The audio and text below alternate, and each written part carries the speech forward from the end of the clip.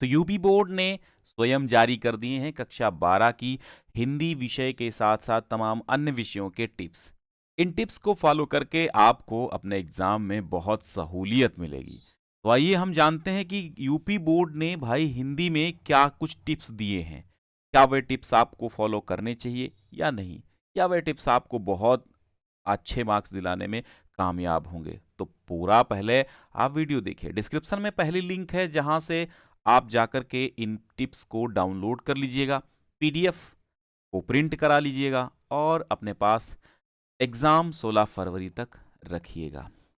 अब UP board भी चौकन्ना है कि भाई हमने जल्दी पेपर करवा लिए हैं, स्टार्ट करवाने हैं हमें, तो कुछ तो टिप्स देंगे। तो यूपी बोर्ड के कुछ विशेषज्ञों द्वारा ये टिप्स तैयार किए गए हैं, मेरे अपने नहीं हैं, यूपी बोर्ड के हैं। यूपी बोर्ड की ऑफिशियल वेबसाइट पर भी आपको मिल जाएंगे।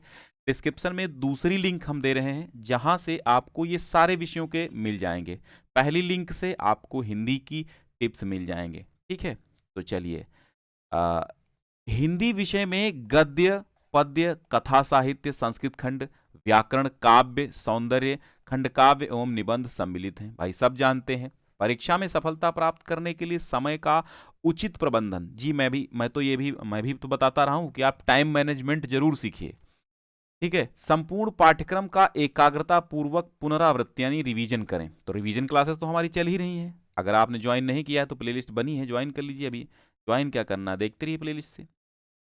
और विषयों को रटने के स्थान पर भली भांति समझकर पढ़ें। भाई उतना टाइम तुम नहीं बचा आपको कि समझकर आप पढ़ें या रटें, दोनों के लिए टाइम नहीं। बस ये है कि इंपॉर्टेंट चीजें आप पढ़िए। तो रटने के स्थान पे भली भांति समझें, ये बात बहुत अच्छी है कि समझना अच्छा है, रटना अच्छा नहीं है। अगर आप एक बार रट लिए तो अगर रट गया नहीं भूला तो ठीक है, समझ लिए तो नहीं भूलेगा, ये तो पक्का है। ये पूरी टिप्स बहुत अच्छी है, आप इसको समझिए कि एक तो टाइम मैनेजमेंट वाली इसमें बात बहुत अच्छी बताई गई कि आप टाइम मैनेजमेंट सीखें। तो हिंदी के लिए टाइम मैनेजमेंट में बता दूंगा। संपूर्ण पाठ्यक्रम का एकाग्रता पूर्वक पुनरावृत्ति करें। भाई संपूर्ण पाठ्यक्रम जितना आपने पढ़ लिया है, ठीक है, अगर आपने 75% पढ़ लिया है तो 25% को पढ़ने की कोशिश कीजिए। अगर उसका समय नहीं है तो केवल 75% जितना आपने पढ़ा है उसका रिवीजन ही कर लीजिए। पुनरावृत्ति का मतलब होता है रिवीजन या अभ्यास, ठीक है।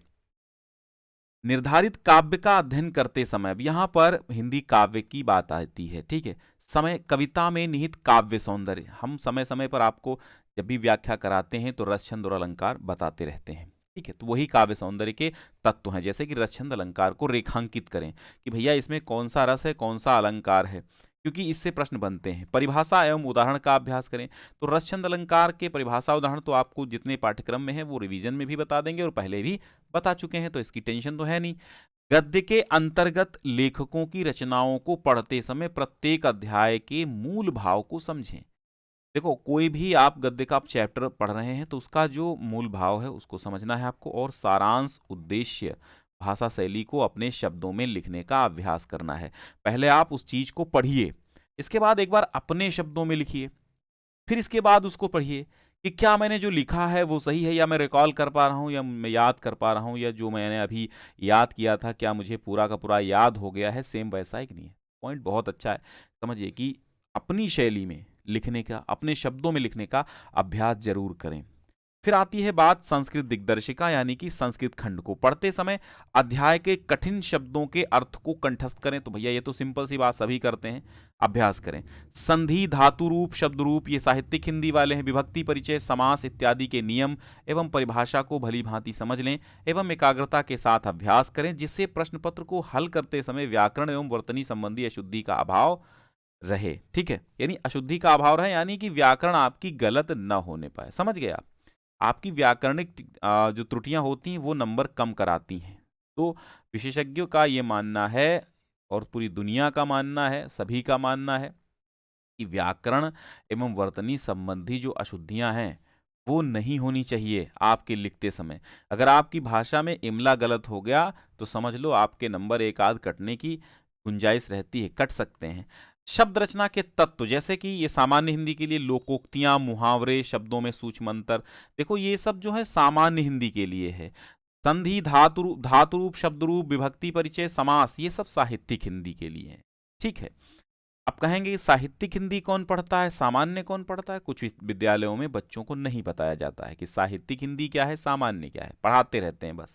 तो साहित्यिक हिंदी जो जिसको पढ़नी है, साहित्यिक साहित्यिक वे बच्चे पढ़ते हैं जो कला वर्ग से होते हैं, ठीक है। और जो विज्ञान वर्ग के विद्यार्थी हैं उनमें प्रेशर उन पर थोड़ा ज्यादा रहता है, इसलिए थोड़ा सा सरल करने की कोशिश की जाती है और सामान्य हिंदी व्याकरण उनको दी जाती है और संस्कृत व्याकरण हटा दी जाती है, ठीक है।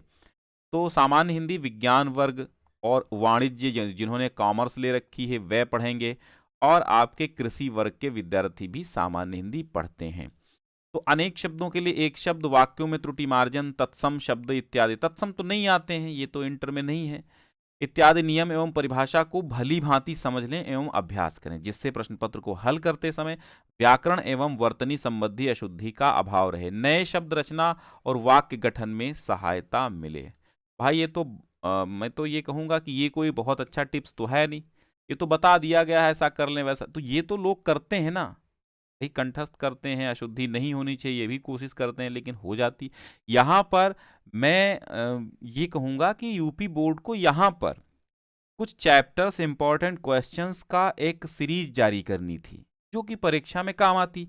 ये तो केवल टिप्स हैं और ये टिप्स सभी बच्चे लगभग जानते भी हैं, तो थोड़ा सा यहाँ पर यूपी बोर्ड के विशेषज्ञों ने थोड़ा सा यहाँ पर मतलब अच्छा नहीं दिया है, यूं कहें कि मतलब जो देना चाहिए था। मुझे मान लो हिंदी है तो हिंदी में ये बताते कि बहादुर कहानी से क्या क्या पढ़ लें, या फिर जैसे हमने आपको हिंदी में टिप्स दिए हैं कि हिंदी में कैसे तैयारी करेंगे, आपको अभी से कैसे रिवीजन करेंगे, क्या इंपॉर्टेंट, क्या जीवन परिचय है, क्या कैसे लिखना है आपको, नहीं तो उसमें जो है ये बताया गया बस तैयारी करो, ये अच्छे से करो, ये करो वो करो, तो ये तो खैर सब बताते हैं, कोई विशेष टिप्स नहीं है।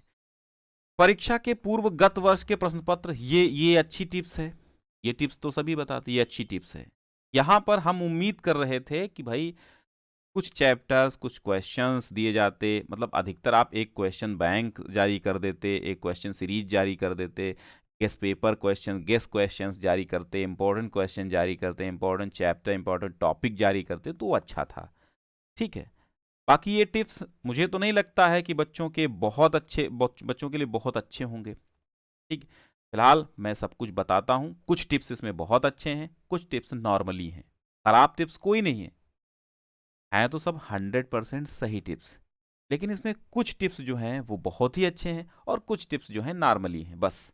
परीक्षा के पूर्व गत वर्ष के, तो भैया पिछले प्रीवियस ईयर के प्रश्न पत्र एवं आदर्श प्रश्न पत्र जो बोर्ड के द्वारा दिए गए हैं निर्धारित समय के अंतर्गत पूरा करने का अभ्यास करें। तो मैं तो आपको प्री बोर्ड के कम से कम 10-12 पेपर करा चुका हूँ, अर्धवार्षिक के करा चुका हूँ, यूपी बोर्ड के 10-12 पेपर मॉडल पेपर करा चुका हूँ। मॉडल पेपर की प्लेलिस्ट बनी है, प्री बोर्ड की प्लेलिस्ट बनी है, वहाँ देखें। प्री बोर्ड भी बोर्ड में काम आएगा, अर्धवार्षिक भी काम आएगा, क्योंकि पेपर कोई भी हो विषय संपूर्ण होता है, सब काम में आता है, ठीक है। सर्वप्रथम प्रश्न पत्र को पढ़ लें, यहां से कुछ टिप्स बहुत अच्छी है, और प्रश्न पत्र में दिए गए निर्देशों को अच्छी तरह समझने के पश्चात ही उत्तर लिखना प्रारंभ करें। वर्णनात्मक प्रश्नों के उत्तर तथ्यपरक एवं स्पष्ट लिखें तथा प्रयास करें कि व्याकरण संवर्तनी, देखो हिंदी में ये तो बिल्कुल तय है कि अगर आप स्पेलिंग मिस्टेक करते हैं, वर्तनी अशुद्धि करते हैं तो नंबर कटने की संभावना है, अगर आपका इमला सही नहीं है तो नंबर कट ही जाएंगे। तो यहाँ पर ये टिप्स बताई गई है कि व्याकरण एवं वर्तनी संबंधी अशुद्धियां ना हो, कोशिश करें। अब ये जैसे ये मुझे पॉइंट बहुत अच्छा लगा, ऐसे टिप्स की जरूरत थी हमें। कवि का जीवन परिचय एवं साहित्यिक परिचय लिखते समय फ्लो चार्ट का प्रयोग कर सकते हैं, जैसे कि ये फ्लो चार्ट है। जैसे भारतेंदु, सपोज दैट आपने भारतेंदु का हरिश्चंद्र पढ़ा, भारतेंदु हरिश्चंद्र का जीवन परिचय पढ़ा, साहित्यिक परिचय पढ़ा, तो जन्म, स्थान, माता पिता, भाषा, रचनाएं, मृत्यु, ये फ्लो चार्ट है। इसका ऐसे आप चार्ट बना सकते हैं, जैसा इसमें बना है आप बना सकते हैं। जरूरी नहीं है कि ये पूरा बॉक्स बनाएं, केवल इतनी हेडिंग्स डाल सकते हैं तो भी आपका चलेगा, ठीक है। तो इसी प्रकार हम आपको अब जो है जितने भी जीवन परिचय कराएंगे, साहित्यिक परिचय कराएंगे, अकॉर्डिंग टू बोर्ड कराएंगे, ठीक है। उत्तर लिखते समय अंक के अनुरूप शब्द सीमा का ध्यान रखें। जैसे वो 80 शब्द कहा है, ठीक है, 80 शब्द कह रहा है, तो आपके बहुत ज्यादा 80 से 100 शब्द हो जाएं कोई दिक्कत नहीं है, लेकिन अब 2-3 पेज आप लिखते चले जा रहे हैं तो उसमें क्या होगा कि आप जो आगे के पेपर, आगे के प्रश्न होंगे छूट भी सकते हैं आपके। तो इसलिए शब्द सीमा का ध्यान रखें, टाइम मैनेजमेंट का ध्यान रखें कि नहीं है मुझे आता है तो लिखता ही जा रहा हूँ, लिखता जा रहा हूँ, कोई सीमा ही नहीं लिखने की है। तो इसलिए शब्द सीमा तय की जाती है कि इतनी सीमा में आप जो है जल्दी से पूरा पेपर हल कर लें। पैराग्राफ आधारित प्रश्न को, पैराग्राफ यानी गद्यांश आधारित पद्यांश आधारित प्रश्न को हल करने से पूर्व एक से अधिक बार अवश्य पढ़ लें और प्रश्न को अच्छी तरह से समझकर ही उत्तर लिखना प्रारंभ करें। उत्तर लिखते समय व्याकरण के नियमों एवं विराम चिन्हों तथा अल्प विराम, पूर्ण विराम इत्यादि का सावधानी पूर्वक पालन करें। ठीक है, तो मैंने कहा ना व्याकरणिक टिप्पणियां, व्याकरणिक ऊपर ही बता, ये पॉइंट ऊपर ही बताया गया, फिर दोबारा रिपीट कर दिया गया है। मतलब आपको बिल्कुल वर्तनी शुद्ध लिखनी है। इस प्रश्न पत्र में दिए गए प्रार्थना पत्र को लिखते समय पत्र के प्रारूप को ध्यान में रखते हुए स्वच्छता और स्पष्टता के साथ संक्षिप्त शब्दों में, शॉर्टकट में आराम से एक सिंपल सा, मतलब गागर में सागर आप भर दीजिए, इसमें लेटर यानी पत्र में। वो पत्र में करा चुका हूं, आप देख लीजिए वीडियो में, पत्र में करा चुका हूं दोनों लेटर। ठीक है, ये सामान्य हिंदी वाले पत्र लेखन करते हैं, साहित्यिक वाले नहीं। निबंध लिखने के लिए चयनित प्रकरण को कुछ प्रमुख बिंदुओं में विभाजित कर लेना चाहिए। जैसे हमने कहा आपको रूपरेखा बनानी है, तो रूपरेखा आप यहाँ पर हेडिंग डाल देंगे रूपरेखा, फिर एक पॉइंट आप यहाँ पर क्या बताएगा, मेन पॉइंट को डिवाइड कर लेना चाहिए। जैसे प्रस्तावना, विषय विस्तार एवं उपसंहार। विषय विस्तार में प्रस्तावना के बाद जितनी हेडिंग आती हैं, फिर उपसंहार लास्ट में होता है। ठीक है, निबंध लिखते समय विचारों की क्रमबद्धता, भाषा शैली, समय एवं शब्द सीमा का ध्यान अवश्य रखें। विषय से इतर भटकाव की तरफ न जाएं। यानी विषय हमारा पर्यावरण है और हम घुसे जा रहे हैं सामाजिक समाजशास्त्र में, तो पर्यावरण हम लिख रहे हैं तो पर्यावरण टॉपिक पे ही पूरी बातें, अपने भावों, अपने विचारों को व्यक्त करें। जरूरी नहीं है रटा रटाया निबंध लिखा जाए, निबंध अपने शब्दों में भी लिखा जा सकता है, लेकिन उसका मेन पॉइंट ये है कि निबंध, मान लो पर्यावरण पे आप लिख रहे हैं तो पर्यावरण से हटके बात आपको नहीं करनी है। संस्कृत खंड पर आधारित अवतरण का संदर्भ सहित हिंदी अनुवाद स्वच्छ एवं स्पष्ट एवं सुंदर अक्षरों में लिखें। ठीक है, अपने जिले के अनुसार खंड काव्य के ही प्रश्नों का उत्तर उत्तर पुस्तिका में लिखें। मान लो आपके यहाँ अगर पूजा चलता है, श्रवण कुमार चलता है, तो उसी के उत्तर देने हैं, क्योंकि जिस जिले की कॉपियां होती हैं उसी जिले के टीचर उसको चेक करते हैं। ठीक है, तो अगर आपने पढ़ा है, क्या आपने मान लो रश्मिरथी पढ़ा है, आपके जिले पे कॉपियां जाएंगी, आपके टीचर जो चेक करने वाले हैं वो केवल रश्मिरथी जानते हैं, तो वो नंबर काट देंगे। इसलिए खंडकाव्य अपने जिले के अनुसार ही करें। कौन से जिले में कौन सा खंडकाव्य चलता है, इस पर वीडियो ऑलरेडी पड़ा है हमारा।